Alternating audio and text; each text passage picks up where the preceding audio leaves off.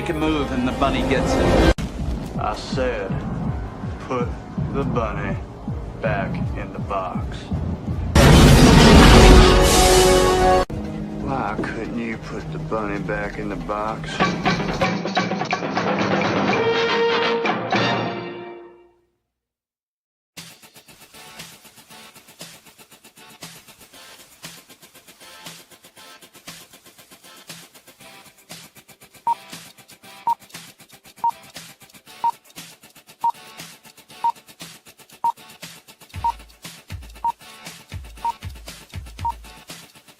It's showtime.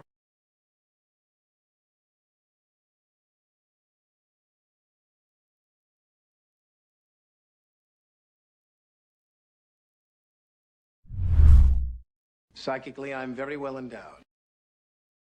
I wanna know what you're thinking. There are some things you can't hide. I wanna know what you're feeling. Tell me what's on your mind.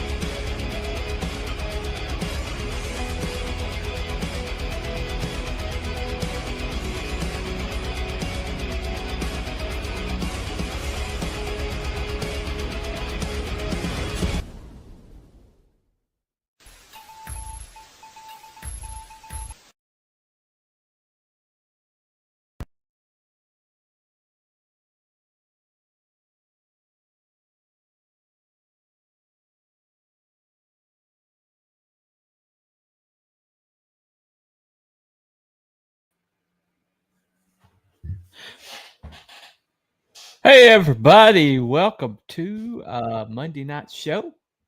This is the bunny is thinking about. And here lately, there's been a lot of because of the rest of the two-part Wicked adaptation that just came out. There's a lot of people like chattering on X and trying to say that the Wicked is canon. When Gregory Maguire, the guy who wrote it, has never claimed to be making canon. He has always basically said, I'm making fan fiction here. And while he does include elements of the Frank L. Baum book series, for the most part, Gregory Maguire was basically adapting the movie, the 1939 movie. And so basically Wicked is a fan fiction based on the 1939 movie, not the Frank L. Baum book series. Now, the reason why I know this is because Wicked is not dark enough to be adapted from Frank L. Baum. Okay. Frank L. Baum his Oz is more like Neverending Story. It is way more heavy. It's got way deeper themes, and basically, it's what they did with the 1939 movie is they turned it into basically family entertainment. And while the original series was supposed to be more akin to Brahms' fairy tales, and if you've ever read any of the, Brothers Grimm fairy tales, I think Brahms fairy tales. Anyway, fairy tales in general are a lot darker than our children's literature today. And so but basically what Frank L. Baum set out to do was he was creating children's literature, but complex enough that adults could enjoy it too. And up to that point, there was a dividing line between adult literature and children's literature. There really wasn't a lot of crossover, but that's the thing that Frank L. Baum really kind of began, is that he blurred that line in that adults could pick up the Oz books, and they were complex enough, and they had enough of maturity that adults could enjoy as well as the children. And so the Oz series was really one of the first series that was family literature, not just children's literature or adult literature. It walked that fine line. And nobody, I mean, I could be corrected. I think some people would argue that Dickens, Charles Dickens literature was probably before Frank L. Baum, but Dickens was really heavy. Dickens was really complicated and expansive. You know, Dickens didn't write very many short books. Most of his books were, massive. As a matter of fact, the shortest work he did was Christmas Carol, which is probably why it's his most adapted work. But Dickens was definitely adult literature. Now, his protagonists were often children. David Copperfield would be an example of that. Or what was the one? Great Expectations. That had children characters, child protagonists in that one. But for the most part, his books were way heavier. They were definitely more adult. Now, so Frank L. Baum, he created this fantastical world where anything could pretty much happen. But his protagonist was a little girl, and she acted like a little girl, and but he gave her like an ability, a buoyancy and a kind of determination that made up for the fact that she was a little girl. And she's really one of the premier female protagonists of all time. And there's a lot of these modern girl bosses. They don't have the permanence of Dorothy Gale. The reason why is because Dorothy was a little girl. She was scared. She failed. She made mistakes. She when she beat the Wicked Witch of the West, it was by accident, and she was almost apologetic about it, And so Dorothy kind of she relied upon her friends, and a lot of things happened, to her more than she had agency.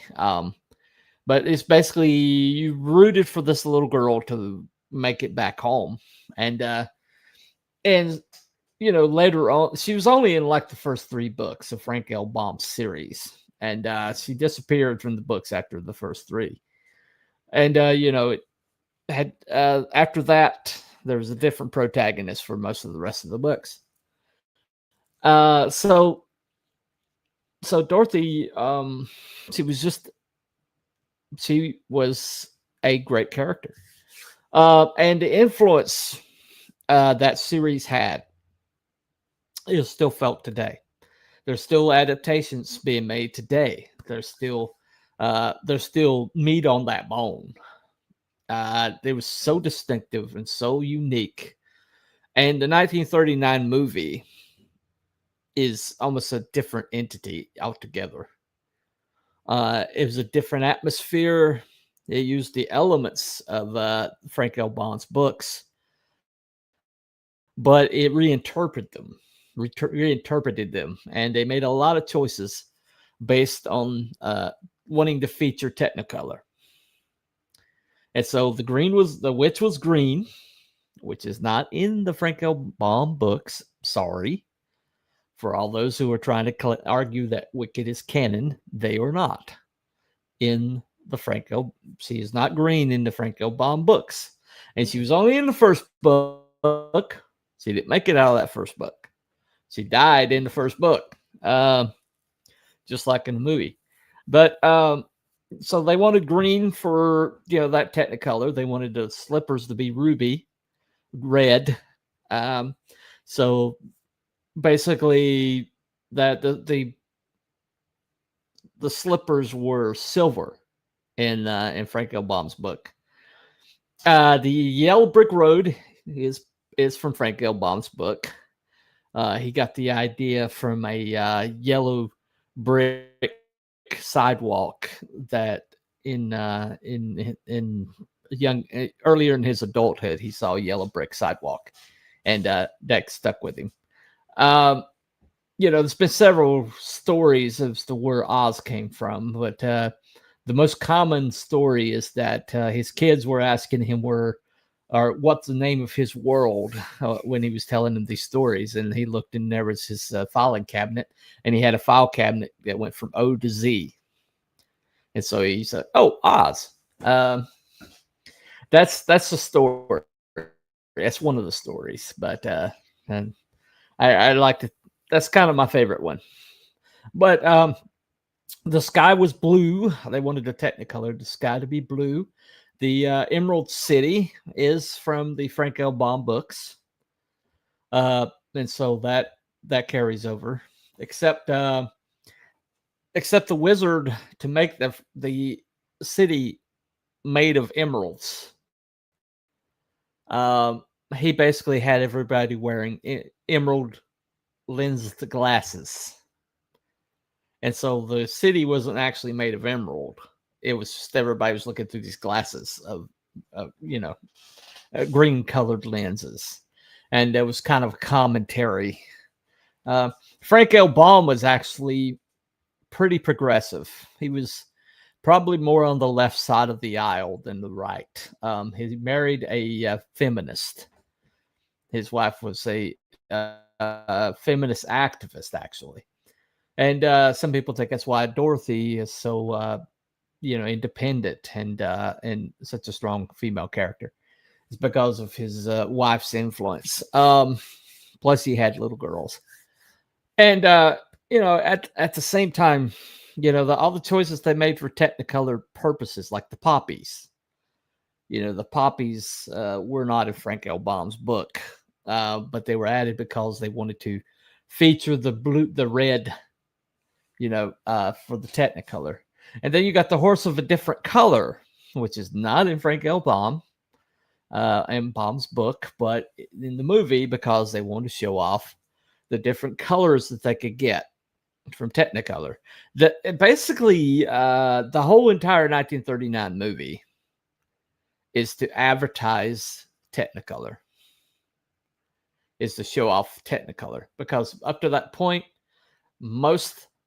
everybody saw was black and white in sepia tone, So Technicolor was brand new, and they wanted to show it off.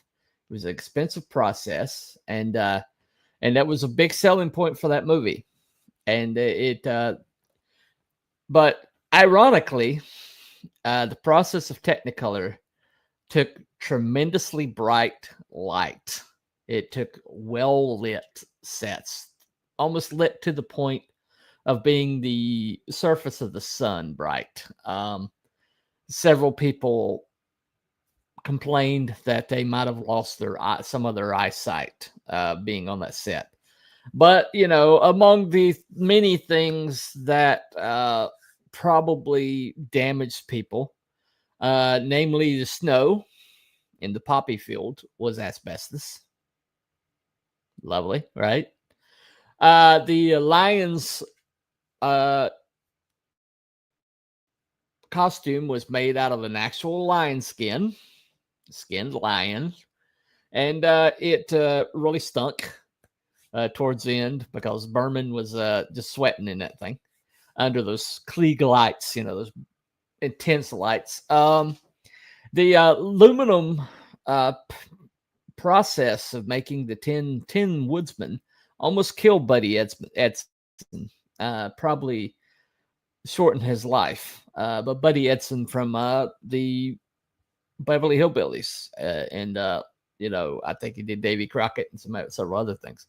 But they basically were dusting him with aluminum dust, and it got into his lungs, and he almost died. Yeah.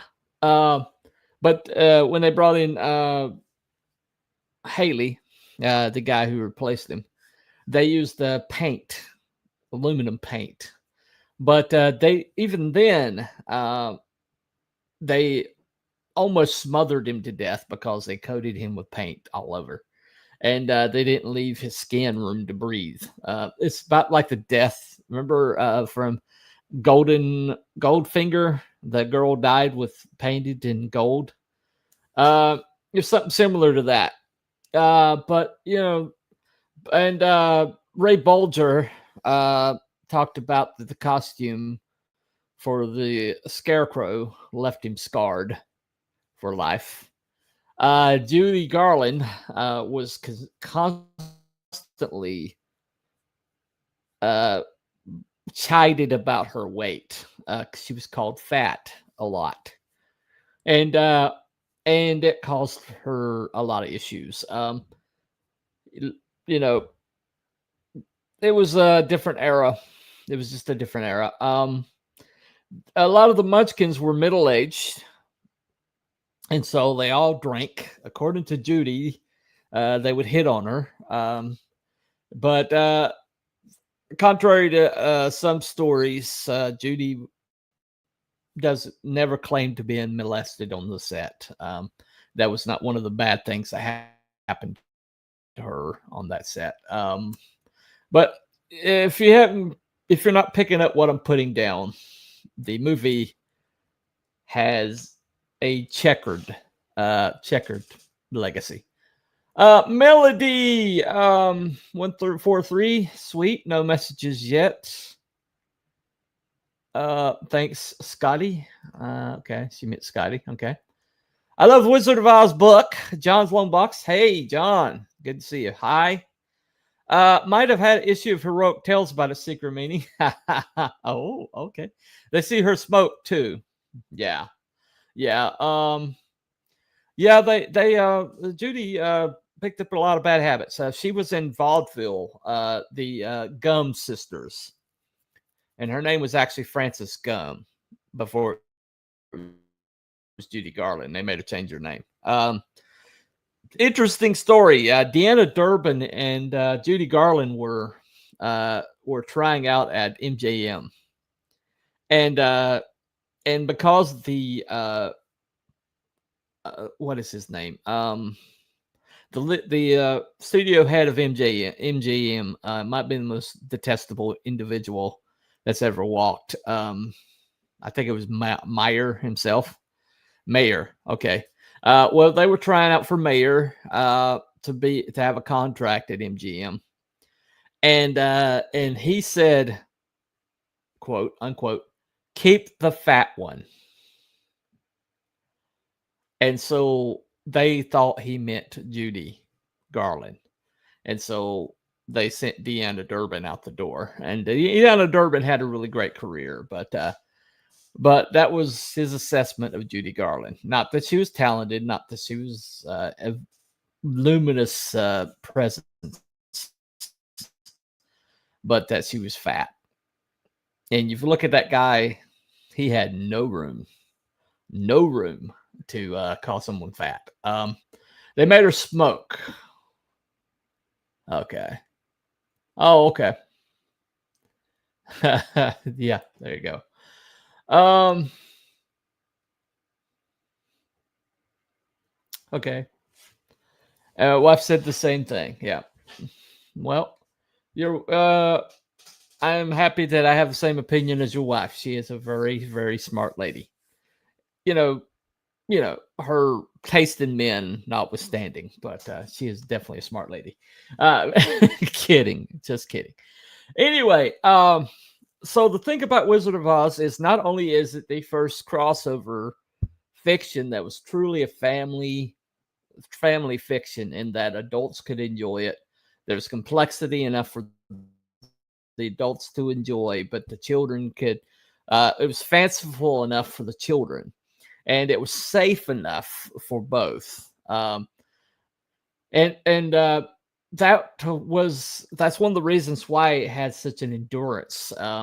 But when Metro Goldwyn Mayer they saw Snow White happen at Disney, and they saw the market just wide open for family oriented fare.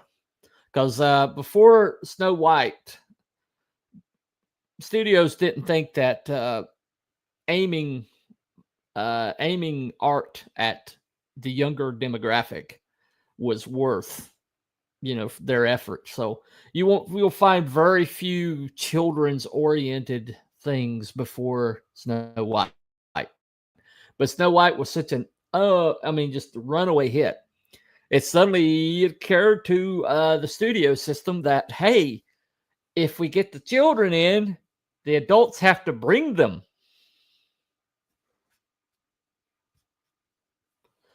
And that didn't occur before Snow White. But once they saw Snow White, there was this arms race on. And Frank L. Baum was also way ahead of his time in that he created adaptations of the Oz series for stage, for radio, and for just about every new medium that came along. He created something for it, including movies. When movies started up, he created a production company to put on a Oz movie, and one of the first movies in the silent era was an Oz movie, and you can still see it. I think it's on the DVD set or whatever. But so basically, the Oz has been adapted to all sorts of different mediums almost from its inception, and it was he crafted it to basically be able to transfer across mediums. And he was a lot of things that were in his Oz books. I mean, he had one of the first robot characters was in Oz, TikTok of Oz. So he also was far thinking and far seeing when it came to future technology and things like that. It really is to call Wicked, canon, is to diminish what Oz is and was. Wicked is fan fiction for the 1939 movie. And to show how modern this series can be, they adapted the 1939 movie for the Sphere in Las Vegas. It's like the biggest show in Las Vegas right now. And it's got almost 3D panorama. They've got when during the snow scene, they have snow coming down. It's not asbestos. Not like the movie. It's not asbestos. But they have when the tornado, there's you just watch the videos, but the tornado, they have tornado winds, at least on the lower level where the people pay $350 to get in the lower level. People in upper level are just pretty much SOL. But they have when the trees throw apples at Dorothy, they have apples falling down when the winged monkeys are coming through. They have drones of winged monkeys like flying low under the audience and things like that. Just it looks like a lot of fun if you want to shell out $350 and well go to Las Vegas, which you know I have no desire, but we're talking about a modern adaptation of Oz. It's still being adapted as the technology changes. It's still being adapted. There's really no other property that has that going for it, that people are still adapting it as the technology changes. Oz is being adapted. Now, I have some favorite adaptations of Oz. Let me show you some. Now, I have a very interesting attachment to Oz. When I was a kid, Wizard of Oz would come on once a year, and it came on television, and it was advertised that the Wizard of Oz is coming around. It's we're gonna the Wizard of Oz is going to be on the television tonight, and that didn't happen, but like once a year. And so you sat down as a family and you watched Wizard of Oz. And I remember one year I was sick as a dog. I can't remember what I was very rarely sick as a child. My sister was sick all the time, but I was very rarely sick. And I remember one year being sick and being stuck at home and sacked out on the couch with my Pink Panther stuffed animal, chicken soup, a glass of milk, and watching The Wizard of Oz. I have that very clear memory. I don't know if it's a false memory, but it's a very clear memory I have. And so Wizard of Oz has always been very special to me, the 1939 movie. And when I got old enough, I started reading the books. Enjoyed most of the books, but they got a little formulaic after 6. The 6th book. After that, it just they kind of like do the same book over and over. But I also I've seen just about every stage production of Wicked that's come through. I've watched the videos of them. My favorite Elphaba is what is her name? Carrie. What's her last name? Anyway, she was part of the West End production, but she was the Elphaba. But she was my favorite one. But the thing about it is, I'm not a Wicked fan per se. But just about any adaptation that's come through that has anything to do with Wizard of Oz, I'm there. Okay. And so, a few of my favorites. Let me start out with comic. Okay. This is a recent one. Okay. Now this it's a guy in our circles who is he's kind of like he is kind of like the letterer du jour. But if you want anything lettered, this is your guy. And he's lettered just about everybody. Eric Weathers is his name.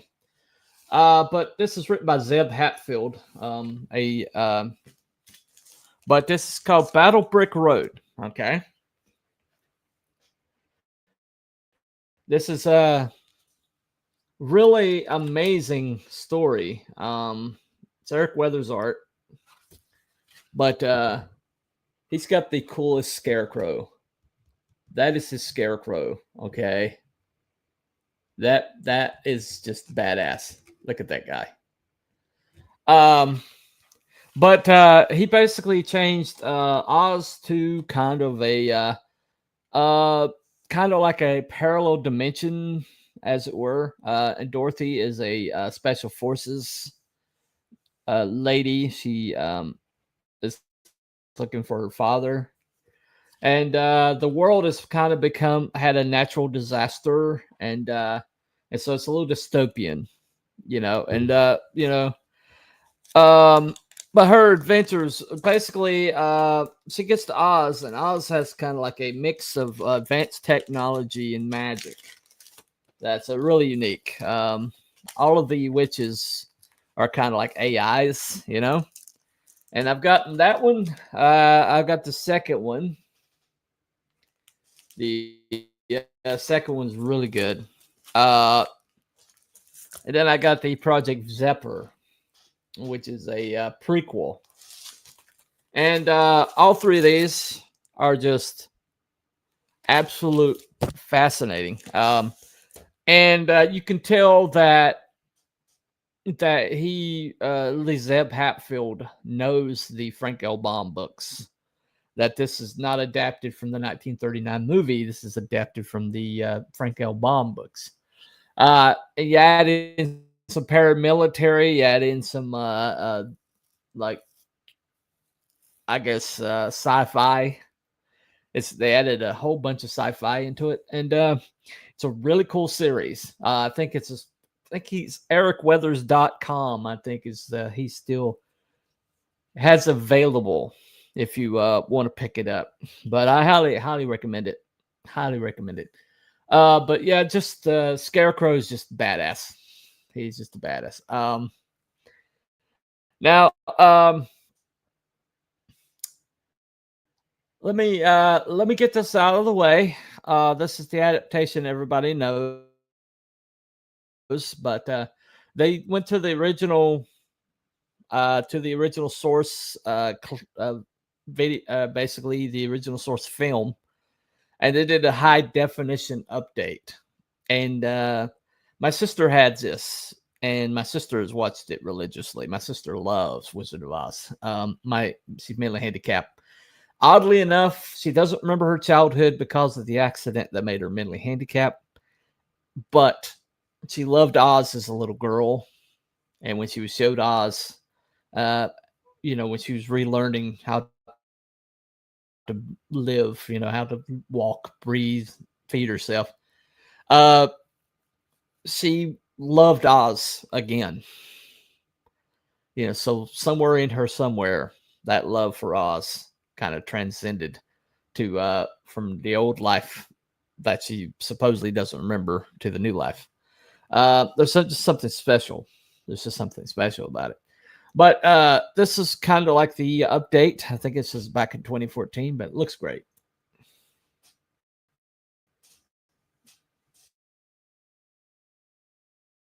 And who might you be? If you please, I am Dorothy.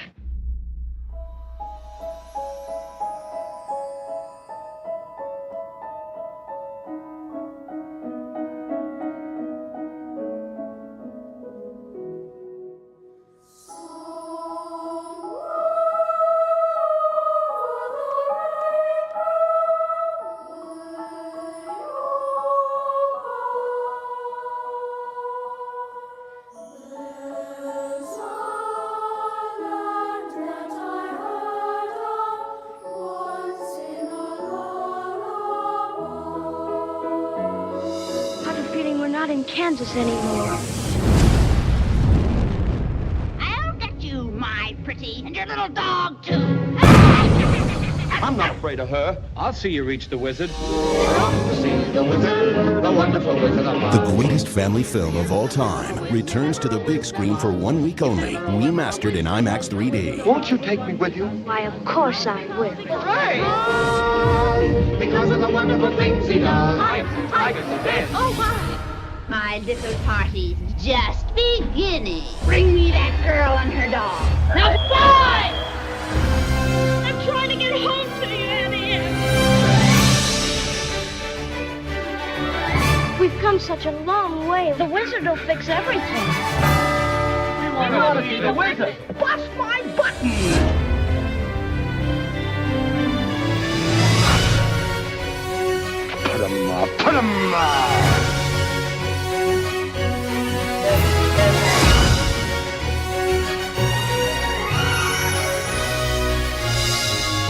There's no place like home. I am I.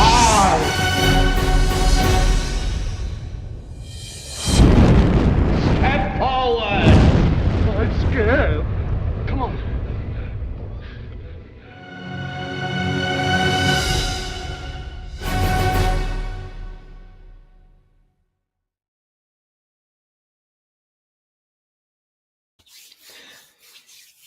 So that was 75th anniversary reissue. They put it back in theaters, and it dominated the box office while it was in theaters. That was back in 2007, I think. It just holds up.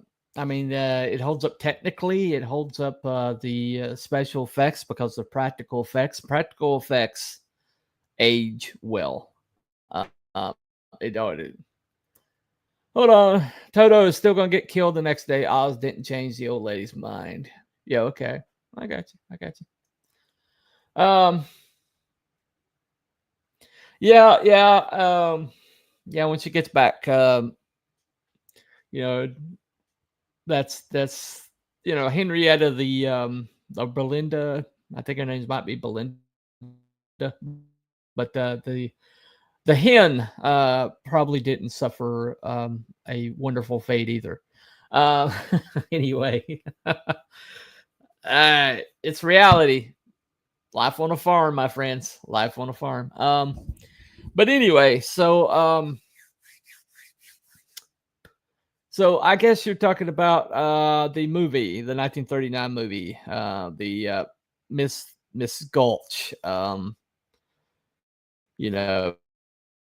It was still going to have Toto put down. So yeah, I guess that's what you're talking about. Yeah, I guess he didn't really change anybody's mind there. It is what it is. Anyway, so basically, what you got there is it's a unique property that can be reinterpreted so many different ways. But the characters just resonate.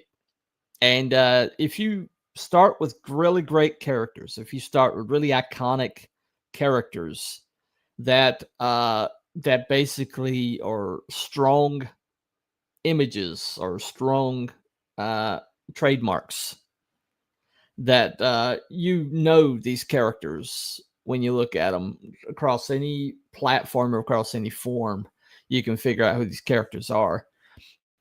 Starting with that is not a bad way to go. And when you look across the adaptations, to be honest, the best adaptation of Frank L. Baum was not the 1939 movie. It was the movie in 1983 called Return to Oz, put up by the Disney Corporation. And it was during Eisner era. Eisner, he did a lot of he either did like Drek, like movie of the week stuff that doesn't age well, or he did some like dark stuff. It didn't seem to be any. It didn't seem to be any between with Eisner. But this is one of the things that they put out that a lot of people were kind of like, "What am I watching?" They expected 1939, they expected Technicolor, they expected kind of like the musical or whatever, but they got this.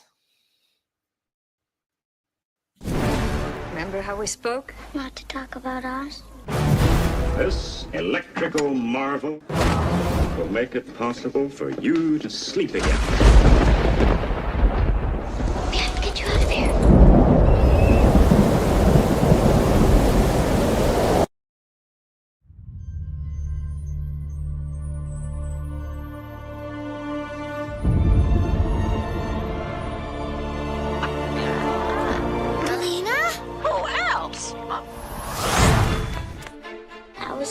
City. What happened to everybody? She has returned to Oz. Are you Dorothy Gale? They won't get past Mombi. I am TikTok. My name's Jack Pumpkinhead. What happened to the Emerald City? Gnome King turned everyone to stone. I'd rather take my chances back in Kansas. Nobody knows where you are. I believe I'll lock you in the tower till your head is ready. Then I'll take you. I believe you will not.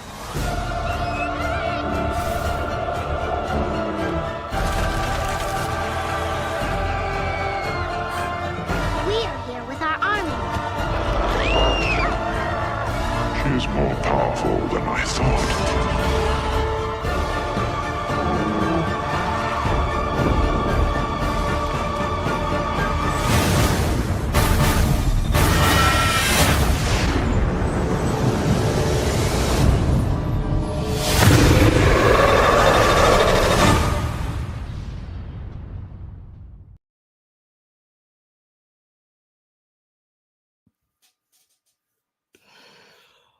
Okay, so yeah, that was definitely closer to Frank L. Baum. A witch who traded heads.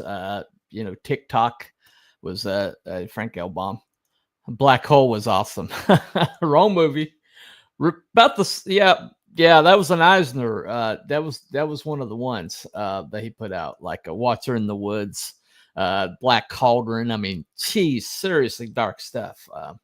Eisner put out. But yeah, so people are just like, what am I watching? And they didn't get it. I mean, they didn't understand that Return to Oz was closer to Frank L. Baum than the 1939 movie. They all the 1939 movie, the musical, they wanted the images, the munchkins, the trees throwing apples, things like that. And what they got was the Wheelers, Mamba, who like to take maidens' heads and trade them out, depending on, what mood she was in.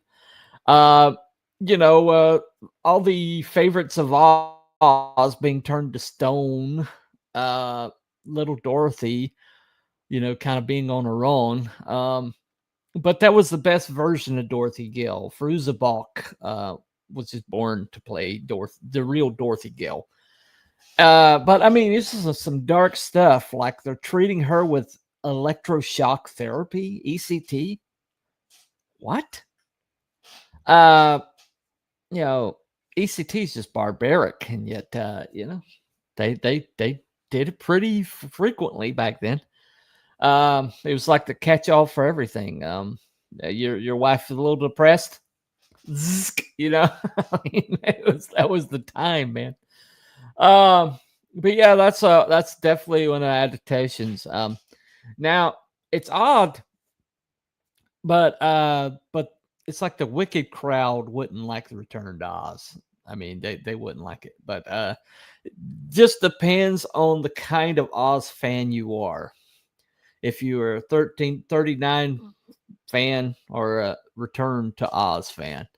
And because Return to Oz is more Frank L. Baum than 39.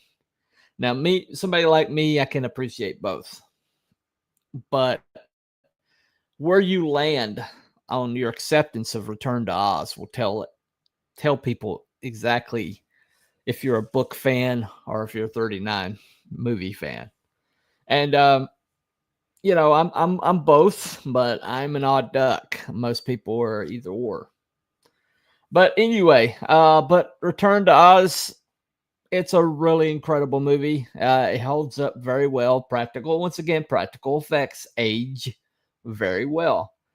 So practical effects age very well. If you don't know it, if you don't hear anything else from me, hear that. Sorry, got a comment. What have we got? I like them both. There you go. See? There you go. But you will agree with me that there's a lot of people that's either or, and oddly enough, there are people who only like Oz or only like Wicked, the Wicked version of Oz, and they will argue to the death, that that's the most superior version. But when you talk to Gregory Maguire, the guy who wrote Wicked, the book, which the play was Stephen Schwartz adapted for the play, he would tell you that he is a Frank L. Baum guy, but he adapted off of the movie because that was the most iconic. But he would tell you that's fan fiction. He'll tell you himself that it's fan fiction. Of course, he did, Confessions of Wicked Stepsister. So he did, he's kind of like adopted like Cinderella, adopted, I think, Alice in Wonderland. So he just basically, that's how he's made his career. But I think the people who are just like also rans or late to the game, they're all Wicked fans. And I can appreciate Wicked. I can appreciate the stage play. But it's part of this revisionist history that nothing exists beyond the year 2000 or 2010. And it just annoys the shit out of me. I see people arguing on X about it. And I'm like, why can't you just enjoy all of it? Why can't you appreciate all of it? Okay. The Frank L. Baum books are awesome. They still read well today. And at least the first 6. I won't recommend past the first 6. But the 1939 movie, still iconic, still takes your breath away. It's still got incredible music, great performances. The practical effects hold up very well, especially with the high definition versions that they put out for IMAX. Just really incredible on your screen, your TV screen at home. But they hold up in 1080 very well. 4K if you're really fancy. But then you got Wicked coming out. The stage play, the musicals, the traveling, musicals, which I've seen. I have gone to New York. I never had planned on ever going to New York. You got the movies, which I've never watched the movies. I just have no desire to watch the movies. I just don't. I never blow my hair back, especially the second act. It's just, I never blown my hair back. But anyway, I can appreciate all of it.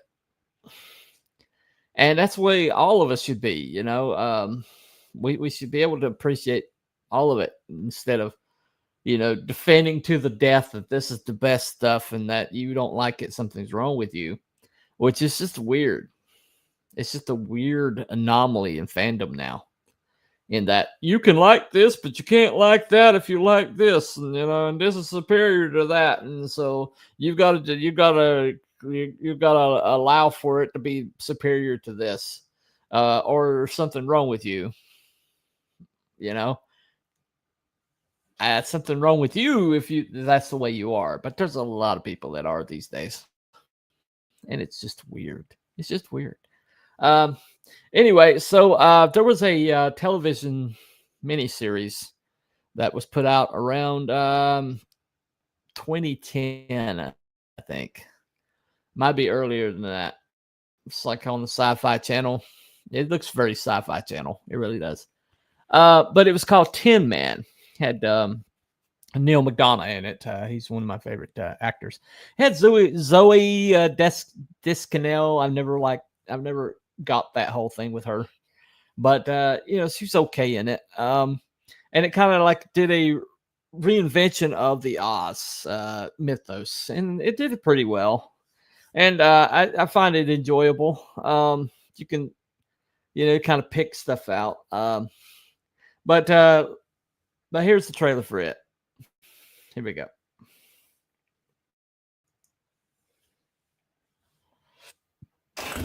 DG had a regular family, I love you both. a regular job, A lot of people would fight for a job like this. Don't throw it away. a regular life. This isn't my day. Sure isn't. Until she realized that her life was just the calm before the storm.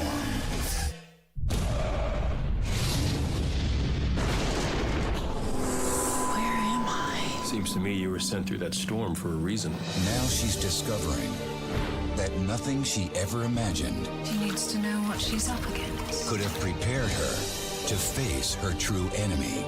There is one thing that can stop her. Tell me where the emerald is. Her true companions. I'm just trying to find my parents. And I'm trying to find my brain. Courage. Come on, Tin Man, have a heart. And her true destiny. You help that girl at all costs. She's the key. DG, where are you? Sci-Fi Channel presents the television event of the year. I haven't been here, but I know this place. A bold reimagining of L. Frank Baum's timeless fantasy adventure, The Wonderful Wizard of Oz. A road is what we're looking for. The brick road? Starring Richard Dreyfuss. Your mother cloaked your memories in magic. Alan Cumming. That's life in the OZ these days. Tough and tougher. Neil McDonough. I'll see you down the road. And Zooey Deschanel. Where can I find my mother? There is a man in the central city. He's powerful. Some even say he's a wizard. Behold the great mystic man. He's the man with all the answers. He's out of his mind. You are no coward. I don't know where you came from, but if you have any interest in staying alive in the OZ, trust no one. I'm not saying they call me Twinkle Toes or anything, but I cut quite a rug. All that I need is right here. Behold, the end of your kingdom and the beginning of mine. The complete destruction of the OZ. A storm is coming. Follow an entirely new brick road as the greatest fantasy epic of all time is reborn for a new generation. Tin Man.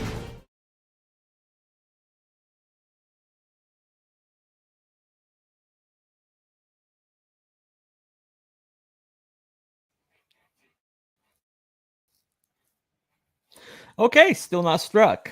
I am shocked. I am truly shocked. But yeah, that particular, I mean, there's been several like adaptations since then, but that one kind of like hooked me pretty good. It has a very cool mystery at the heart of it, and it kind of like goes all the way to the end. It kind of like peters out right there at the very end, and it kind of like, you know. Anyway, I suggest it for the most part. It's one of my favorite adaptations, I have to say. Never saw this one. Yeah. Well, it kind of has a unique kind of way about it. You know, this one kind of reminds me of it a little bit. The Battle Brick Road series. But I just like the kind of reinterpretation of you know, the characters. You know, you got the Scarecrow, the Tin Woodsman, and the Cowardly Lion. You know, are all there, and DG instead of Dorothy Gale, DG. And you know, the wizard is played by Richard Dreyfuss. I mean, not bad. But I mean, out of the all the adaptations that I've seen, that one is really kind of stands out to me. It's the only one I've kind of watched to the end. They had like one recently where you could tell they were trying to have like turn Oz into Game of Thrones, and it was really miscast. You could tell it was like modern casting, because you could just tell that characters did not look how they were kind of like conceived. They were cast different from the conception of the character. You see this a lot in modern days, where you'll see somebody like, I watched a show one time where a trash talking Brooklynite tech wizard, and it looked nothing like what you would expect. It's like, What you talking about? Talking about with Oz. Talking about Oz adaptations anyway. But you know, the thing about the Wizard of Oz that kind of like is the reason why we're still talking about it. Is we're still making IP. We're still, you know, creating new things based on it. You know, my sister's got a jewel match game that's based on it. I've seen like casino games that are Oz based. Video games are still coming out with an Oz base to them. And all this came from 1900. So 125 years ago, a middle-aged man decided to publish the stories that he had made up for his kids. And, you know, he had been publishing his entire life. He had been trying to find like a niche, and nothing had ever worked. You know, he went bankrupt multiple times, moved all over the place. And during the course of that, you know, he acquired kids and a wife, and well, the wife first and then the kids. That days, that's the way things happen. That was the, you know, that was kind of like the order. But along the way, he just decided that, you know, these great stories that his kids loved, he's like, I wonder if somebody else might like them. You know, and so he published them. Yeah, it was almost a self-publishing. He basically had to pay somebody to publish it, and it took off, and we're still talking about it today. Going down that yellow brick road. Yep. And I love Oz, Wonderland, and Peter Pan. Yep. And all three of them came out around within 20 years of each other. So something was in the water back then, you know. Of course, we also got the the great alien fiction, you know, like War of the Worlds and H.G. Wells stuff. The latter half of the 19th century into the 20th century, we got some really incredible fiction, which we're still talking about, still adapting today. But one of the most iconic happens to be Oz. Now,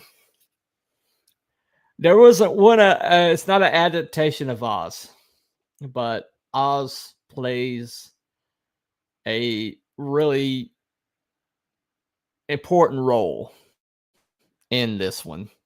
But love H.G. Wells too. Yeah, I know. I've seen your comic. You've got H.G. Wells in your comic.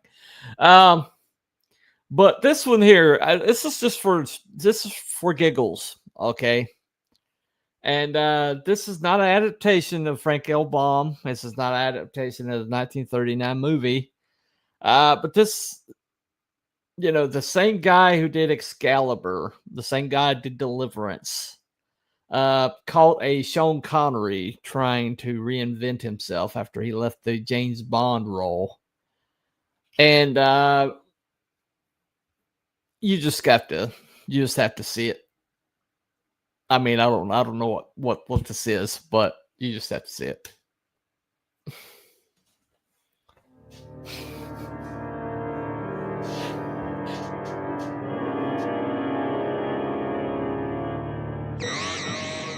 Zardoz speaks to you, his chosen ones. The gun is good.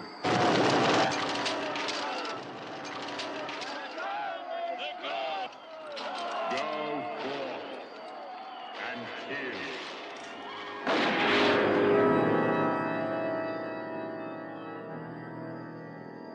Who came here in the stone head? I don't know. It is the only path and passage into the vortex. You will show me how you come to be here.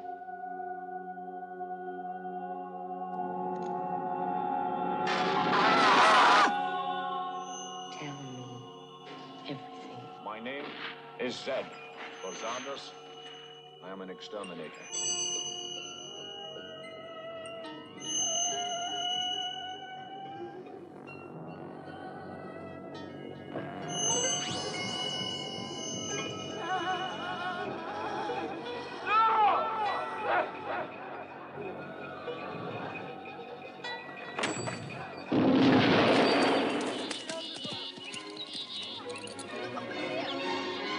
Caution, caution, you are approaching the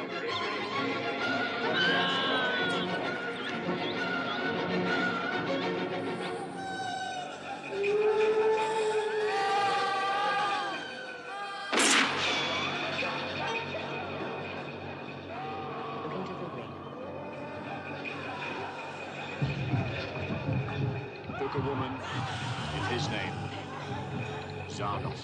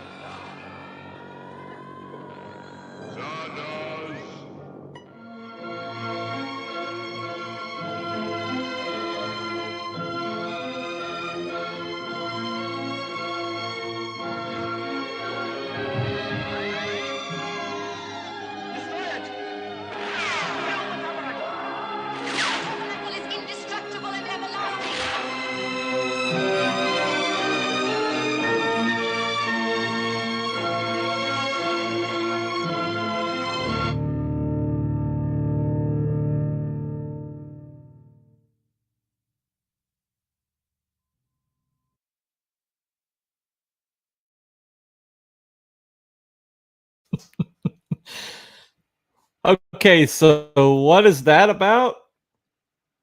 Yes. I have no idea. But it turns out that Zardoz stands for Wizard of Oz. Okay, so Zard, Oz. Zard, Oz. But it has really nothing to do with Wizard of Oz, but it's just like some random thing that like pops up. But I don't know if you like the television show The Prisoner or any kind of like existential stuff. I don't know. They were on a lot of acid or something, but the guy John Borman who directed it, and he's the same guy who did Excalibur. And if you watch Excalibur, you'll feel like you're on acid. It's supposed to be like an Arthurian legend, and yet he turns it into something so existential and so odd that you're like, what am I watching again? You know. Of course, he also did Deliverance, you know, and which is one of my personal pet peeves. I absolutely utterly despise that movie. You know, as a Southerner, you know, rural area person, I had a D&D character named Zardoz. Oh, okay, there you go. Somehow I'm not surprised that you're a fan of Zardoz. But that's just one of them things. You know, I guess if you're a Wicked fan and you feel like you need to tell everybody that Wicked is the only Oz that matters, which is going against Gregory Maguire, who wrote Wicked, and Steven Schwartz, who wrote the stage play. They're both fans of Wizard of Oz, both 1939 and the Oz books. But if you're out there and that's the entire scope of your view is Wicked, you know, this movie that's in the theaters right now and the stage show and all that, you're missing out. You're missing out a lot of awesomeness. And if you're out there and you're looking for a world to inhabit, to create in, this series here is relatively new. It's only been out in the last 5 years, and it is total reimagination of the Wizard of Oz mythos. Uses this character. I mean, look at this cover here. I mean, look at that. Isn't it incredible? Let's see. Who did that one? I can't remember his name. Let me find the artist right quick. It's in here.